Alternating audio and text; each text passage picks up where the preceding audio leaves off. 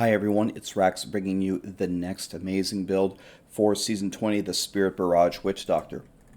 I'm going to show you how to build it for solo, the changes you'll want to make for T16 keys, it's very fast, and also what you'll want to do in groups. And then after we go over the gear and what to do, I'll show you a very quick T16 Rift where we just destroy it, and I'll also show you all 120 solo that I did. And it's a very interesting build to play. Let's get started. So first of all, we're going to take the entire new set, and exactly the same as with the Hydra Wizard, you can also do the Legacy of Dreams version, and it's just as strong. But for this one, I think the set will be pretty good, especially if Blizzard makes some slight tweaks to it, because we need a little bit more survivability. The two-piece Big Bad Voodoo is going to follow us around and last twice as long. That's amazing. Very nice buff that we're going to have. We're going to have 50% damage reduction whenever we go into the Spirit Realm with Spirit Walk. Now, I hope Blizzard will tune that up, because this build gets hit very, very hard, which is the opposite of the Hydra Wizard, where we're running around immortal and we even have squirts on in solo.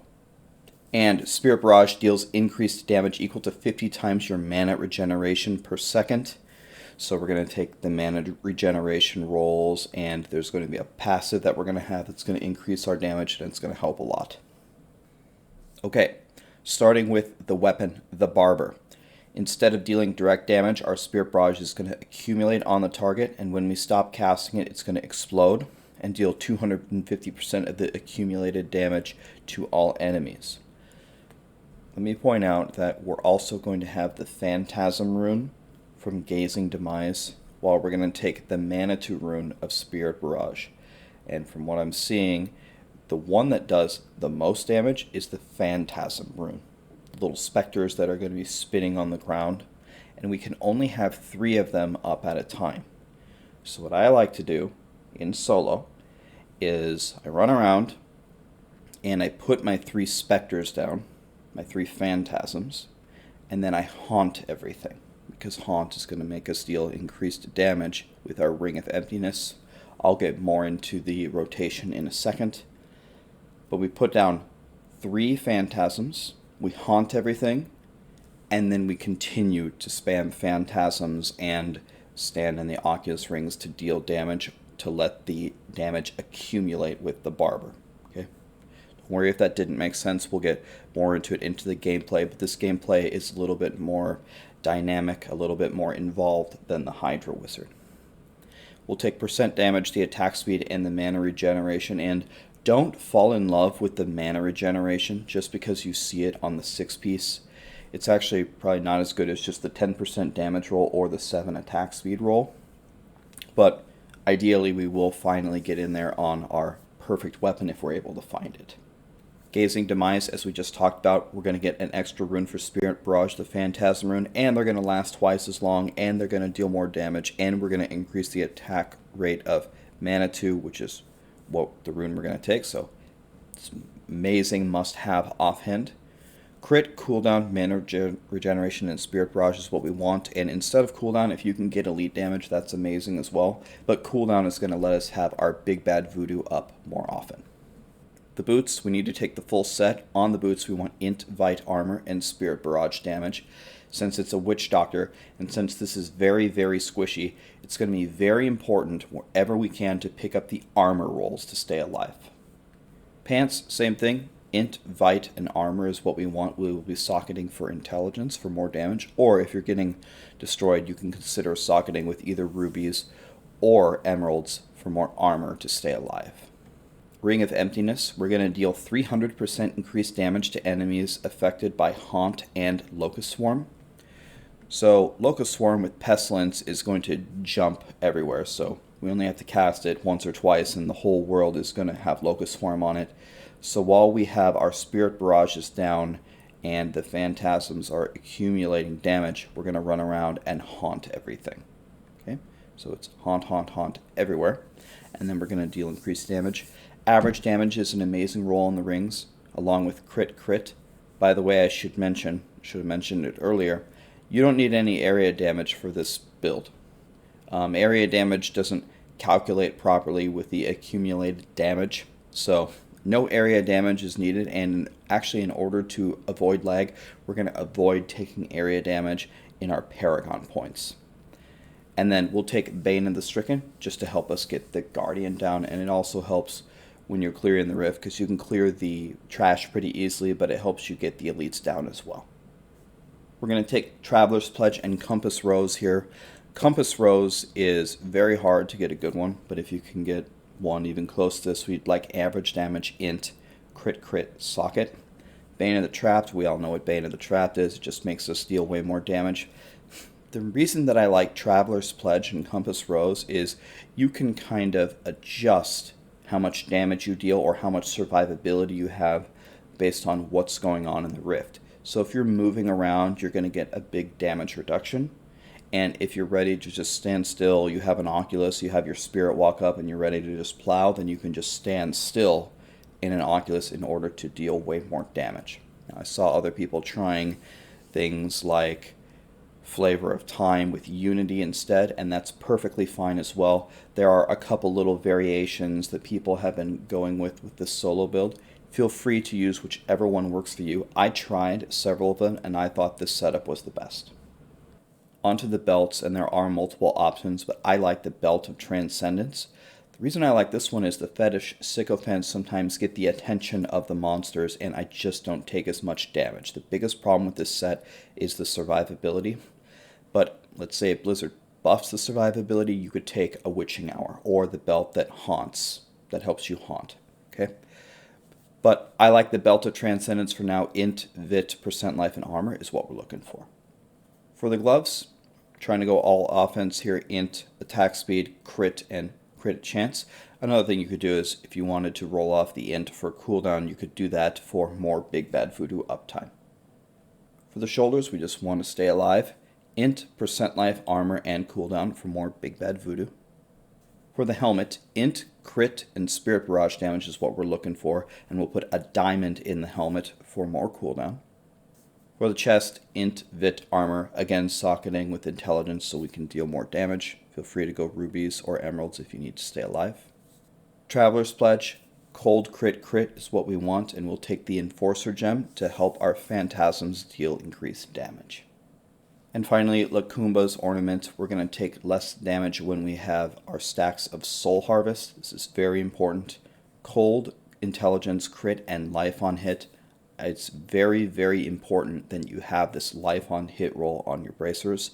Otherwise, this build essentially has no sustain and you will not be able to stay alive. So once I switched to the life on hit roll and bracers, my quality of life went through the roof. So make sure that you pick this up, even if you have to forego one of the damaging stats. And on to the skills. Big Bad Voodoo, we're going to have a fetish that's going to follow us around with the 2-piece bonus. It's actually really cool and it does a really good job of following you. It's going to give us increased attack speed and movement speed, and it's going to give us 250 mana per second. Remember, with the 6-piece, we're going to deal more damage for how much mana regeneration we have. Spirit Walk, we need this to proc our 4-piece when we go into the Spirit Realm. We're going to take 50% reduced damage. I like Jaunt just to increase the duration. It just helps me stay alive, and it helps my life on hit take me back close to full life. And now Haunt with Poison Spirit. Remember, we need Haunt with our Ring of Emptiness to deal 300% increased damage. The Poison Spirit rune is going to make them take 20% increased damage. When an enemy that's haunted dies, the haunt is going to move to another enemy. So once you start killing stuff, haunt will spread decently, but we will spend a lot of our time casting haunt in order to put this on all enemies to get that 300% multiplier. Soul Harvest, this is going to give us 10 stacks of 3% intelligence because we have our Sacred Harvester in the cube. And the Languish is going to give us increased armor. We absolutely need this in order to stay alive. And remember that the Lakumba's Ornament is going to give us some extra survivability with our Soul Harvest. Locust Swarm Pestilence. This is an incredible rune because when we cast Locust Swarm, it's just going to spread everywhere and it's going to give us our 300% Ring of Emptiness buff along with all the haunts that we're going to be casting. So we only have to cast this once or twice, while haunt we're going to be casting it all the time. And of course, our main damage dealing ability, Spirit Barrage, Manitou. Manitou is going to put the little specter above us. It's going to shoot everything. But a lot of the damage that we're going to have is going to come from the Phantasm runes from Gazing Demise. And pretty much this entire build was just to buff Spirit Barrage's damage. It is important that you put the Phantasms where all the density is or where the elites are so you can get them down. And on to the passives. Spirit Vessel is our cheat death. This build is very squishy, so we're going to need this to stay alive. Creeping Death, our Haunt and Locust form are going to last almost forever. This is needed for our Ring of Emptiness buff. Rush of Essence, Spirit spells return 100 mana over 10 seconds. Remember, we deal increased damage based on our mana regeneration, so that's why we take this. And Grave Injustice, we're going to get 1% of our life and mana and reduce the cooldown of our skills when an enemy dies within 20 yards. And on to the cubed items. Sacred Harvester is going to give us 10 stacks of Soul Harvest, which is going to give us more armor, more intelligence, and it's going to give us more of the damage reduction from Lakumba's Ornament. Mask of Jerem, our pets are going to deal 200% increased damage. That would be the Phantasms. And Unity, we're going to put one of these on our follower to take 50% less damage. Now let's look at the T16 build, which is similar to the solo build, but we're going to change our jewelry, our belt and bracers, and we're going to take some runes and some skills that are going to help us move faster and get more cooldowns. So, Squirt's Necklace is going to give us more damage. Avarice Band is going to pick up everything around us. Rachel's Ring of Larceny is going to make us move faster when we fear an enemy. We're going to drop Stricken for Boon of the Hoarder so we can have gold shower everywhere and so we can move faster. Gold Wrap is going to give us infinite survivability when we pick up that gold. Nemesis Bracers instead of Lakumbas so we can spawn an elite from the shrines and the pylons. We will take the Severance rune on Spirit Walk so we can move faster. We will take Horrify so we can get our Rachel's Ring of Larceny up with the Stalker rune so we can move faster. We'll take the Soul to Waste rune on Soul Harvest so we can move faster. And Piranado is going to help us gather everything up, and we're just going to have this Manitou above us running forward and just one-shotting everything. I'll show it to you in just a moment. And I like to pick up the Gruesome Feast passive. That way we can get more mana and more intelligence to deal more damage. And in the cube we have Ingeom for more cooldowns and Echoing Fury for more movement speed. For the group play, we're not going to change too much. We're going to change the belt, a ring, a gem, one rune, and 2 passives. Okay? So first of all, for the group play, it's not too much different from the solo build either. We're going to swap out our belt. Instead of using the one that spawns the fetishes, we're going to use the one that gives us an extra haunt because we don't need the fetishes to take the damage for us in group play. Our teammates will keep us alive. We'll drop Unity for Convention of the Elements for more damage, and we'll take the Pain Enhancer gem because the Barbarian's going to gather everything on top of us, and then we'll be able to get massive attack speed. We're going to change the rune on Spirit Walk to Severance so we can move through the rift a little bit better. We're going to pick up the Confidence Ritual passive so we deal 25% additional damage to everything close to us. And we're going to take Swampland Attunement. That way we have massive survivability in the rift. And now for the Paragon Points. Put it into movement speed first and then the rest into intelligence. And you shouldn't need any into maximum mana since we're taking mana regeneration per second, so it shouldn't be an issue. And if you need some vitality to stay alive, by all means put some into vitality. For offense, really all of these are amazing. You can pick up crit first, but the cooldown and the attack speed are both great as well. Armor first, then life, then all resist and life per second last. In utility, take the resource cost and the life per hit first. Do not put any points into area damage. It's just going to lag the game for no reason, and it's not going to give you really any extra damage. And then the goal find last.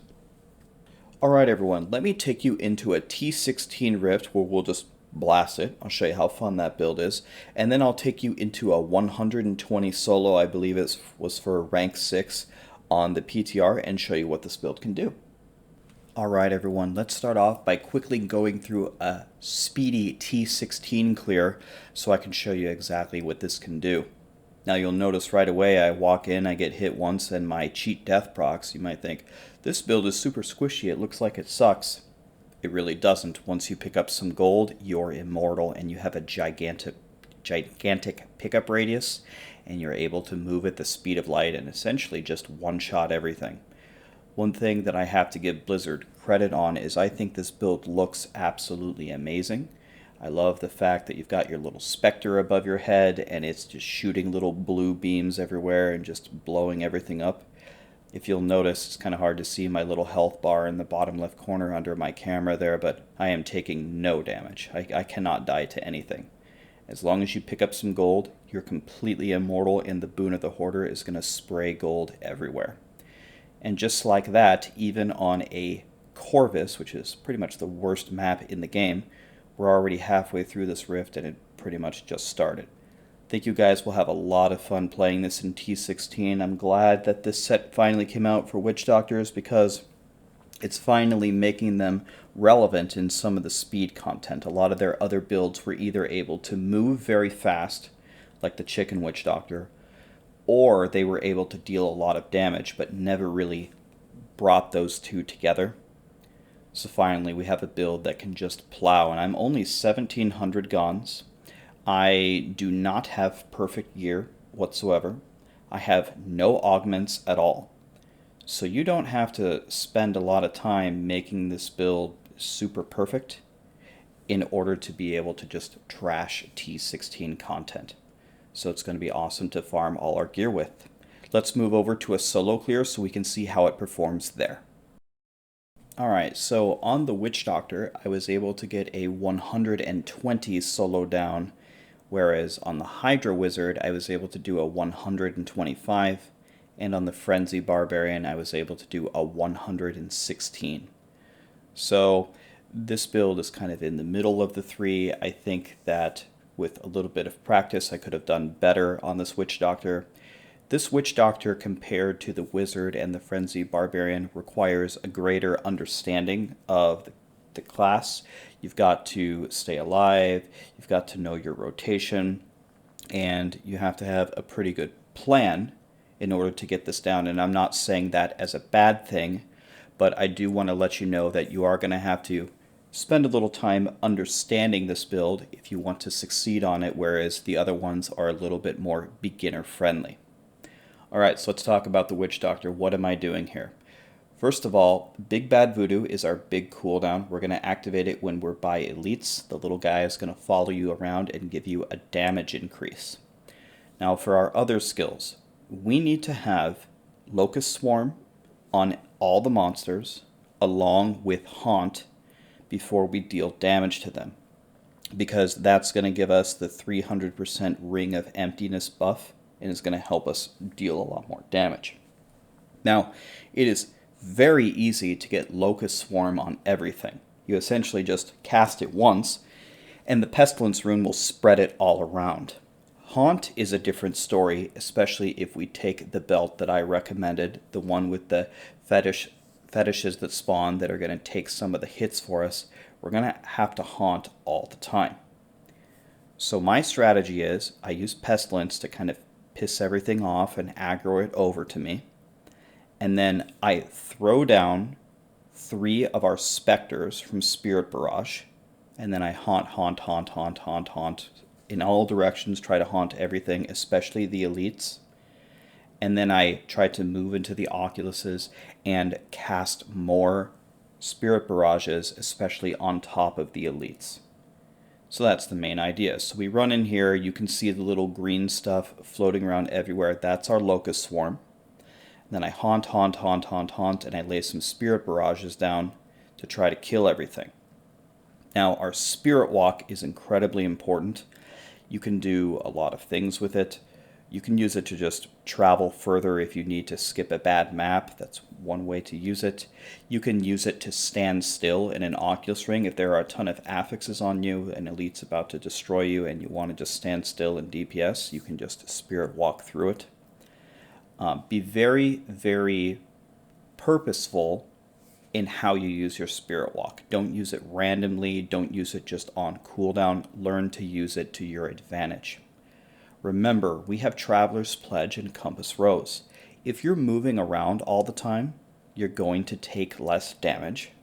And if you stand still, you're going to deal far more damage.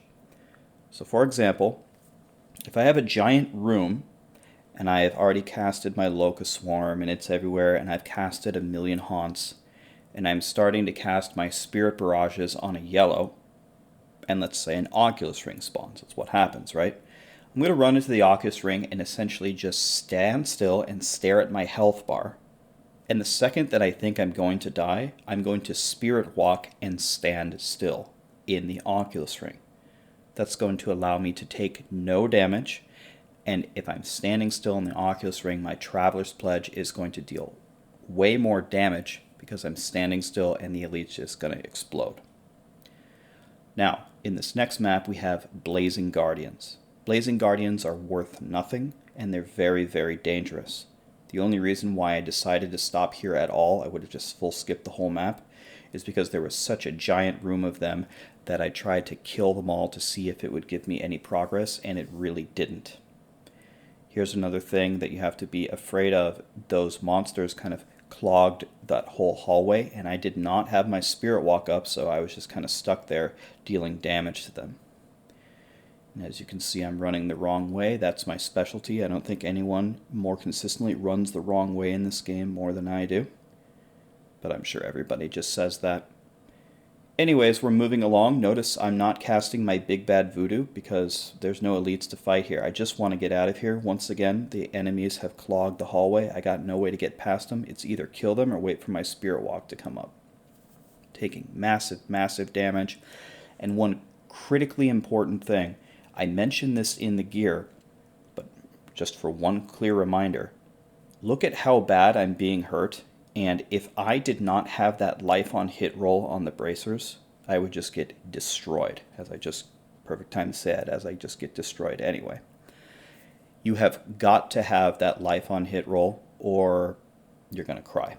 And it wouldn't even be the worst thing if you get a weapon that has the life on hit roll, consider keeping it if there's something else to re-roll, because the sustain is a little bit lacking on this build. Now, I would love it if Blizzard would increase the survivability of this set. It seems to do pretty good damage, but I'm always terrified that I'm going to die. These solo attempts are coming after I've tried it a bit, but when I first started out, it was a little bit hard to get used to moving around, cycling through my skills, and staying alive. But I found this build very rewarding. As you start to understand it, as you start to learn to move around and cycle through your skills, and you start to see everything die and stay alive, it feels pretty good. Whereas on the Frenzy Barb, you kind of run in and you just smash their faces in with Frenzy, and that's about all there is to it. So, high risk, high reward on this build. Notice how I'm running around and I'm using Locust Swarm to pull everything. See those green chain reactions going everywhere? That's why you really only have to cast it once or twice. I can move around and aggro everything, and then it's cast a couple of Spirit Barrages, then haunt all the time. That's the biggest hint that I can give you. Looking for the Oculus Ring. These monsters are very tanky, but these high health, high progress, tanky mobs are some of the best things that you can get. It's the archers, it's the ghosts that just chase you and constantly hit you that are very hard to deal with. It's a little bit easier to stand on the outside here and stay alive. So another very important thing, I didn't mention this yet, but it's hopefully pretty self-explanatory. We have to keep our Soul Harvest stacks at 10 all the time. It's massive survivability. We have to have them at 10 all the time, so make sure that that does not fall off. And if it does, you need to be moving around constantly for the damage, the reduced damage buff from Traveler's Pledge and Compass Rose as you wait to recover that. So we just have one yellow here. I'm just going to stand here and Spirit Barrage him down, move to the Oculus Ring, make sure he's haunted, and bye-bye. Let's keep moving on here. So you can see I don't have a very good lead. It is a little bit challenging to get this content down. I haven't gotten any conduits yet, And I haven't really had any great floors to speak of the devil. There's a conduit. Beautiful.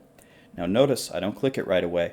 We don't have flavor of time here. No more 60-second conduits. I'm going to pull everything that I can. I'm going to look for as many elites as I can. I'm going to bring them close to the conduit, and then I'm not going to take it. Don't take it. Remember, conduit has a maximum number of enemies that it can hit. So what I need to do is I need to kill all the trash, or at a minimum, badly hurt them so I can use my conduit to get these elites down. So once again, aggroing everything with Locust Swarm, it will chain everywhere. Get your spirit barrages down and just make sure everything is haunted. Haunt, haunt, haunt, haunt. That's what I'm casting all the time. And as you start to kill enemies, haunt is going to transfer to another character, so that's good. But a big portion of my time is casting haunt. So we're starting to get this trash down. I'm scared of all those arcane beams. Essentially, if they touch me for even 1 second, I'm going to die. And another thing that's super annoying, you see how that poison's there on that bridge? And that arcane beam, and then the thunderstorm. I'm so scared to cross this without my spirit walk that I'm wasting a couple seconds of my condi. But if I would have ran across that poison or touched that arcane beam or gotten hit by that thunderstorm, I was a dead witch doctor. I would have been a witch doctor pancake. So sometimes you've got to be patient. Even when we don't want to be, we want to just YOLO the condi. But I'd rather stay alive. And now I've got a bit of a lead, and let's see if we can finish this off. So it's a pretty cerebral spec. We've got a little ghost following us. I don't like ghosts. They are very dangerous. It's very hard to get away from them, and I have my cheat death procced. Pretty scared for my life right now, but let's see if we can make this happen. I got hit with a thunderstorm. Ow. And I need to stay alive. Very trying to methodically stay alive here. My life on hit has helped me regain my health. Luckily, the ghost didn't chase me right away. That gave me a little bit of a chance to get my health back. And once again, we got a little bit lucky. These mobs are high HP and high value, and most of them are melee mobs except for these ghosts, so I don't mind coming back here as long as the ghosts don't destroy me to get some of this progress and try to finish on this map. So working on it here, it's about time to move forward. Once we get it down far enough, I like to just keep going and keep pulling. So we're weaseling our way over here, got feared again. One thing that is very tough to deal with on this build that I found very annoying is Jailer. If you get on Festering Woods or Battlefields and you're pulling a bunch of stuff and then you have an elite with Jailer, usually a jail just meant an instant death for me. So one thing that would be nice if the devs at Blizzard could think about it is a way to reduce crowd control immunity. Otherwise, getting the rolls on the rings, on the secondary, the reduced crowd control impacts by 40%, I believe is the roll. If you could get that on both rings, it would help this build so much if Blizzard doesn't make any changes to it, because a jail and other witch doctors shared the same feeling is essentially a death if you're going for a very high solo clear and you've got a ton of stuff around you.